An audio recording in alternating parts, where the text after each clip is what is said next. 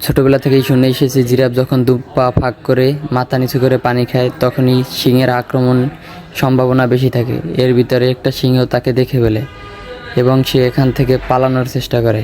সিংহটি অন্য দিক দিয়ে আস্তে আস্তে তার দিকে এগোতে থাকে এবং সেখান থেকে জিরাফটি জোরে দৌড় মেরে পালানোর চেষ্টা করে এবং কিন্তু এর ভিতরে একাধিক সিংহ জিরাফটার পিছু নিয়েছে এবং বিশ্বের সবচেয়ে বড় প্রাণী হলো সিংহ, যা 10 থেকে 15 ফুট উঁচু হয় এবং সিংহর যখন দৌড়ায় তখন সিংহ যখন আক্রমণ করে জিরাফকে তখন জিরাফের পায়ের লাথিতে অনেক সিংহ মারাও যায়।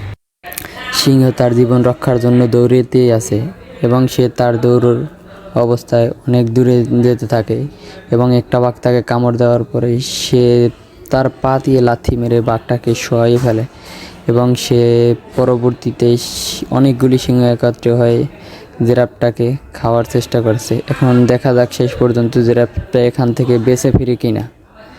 এখন সবাই দেখতে থাকেন।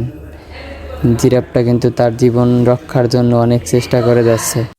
সে তার জীবন রক্ষার জন্য অনেক চেষ্টা করে যাচ্ছে এবং শেষ পর্যায়ে জিরাফটাকে অনেক সিংহ মিলে একত্রে ধরেছে এবং শেষ পর্যায়ে জিরাফটা মনে হয় আর টিকবো না, সবাই মিলে জিরাফটাকে খেয়ে ফেলবে। দেখা যাক কী হয়।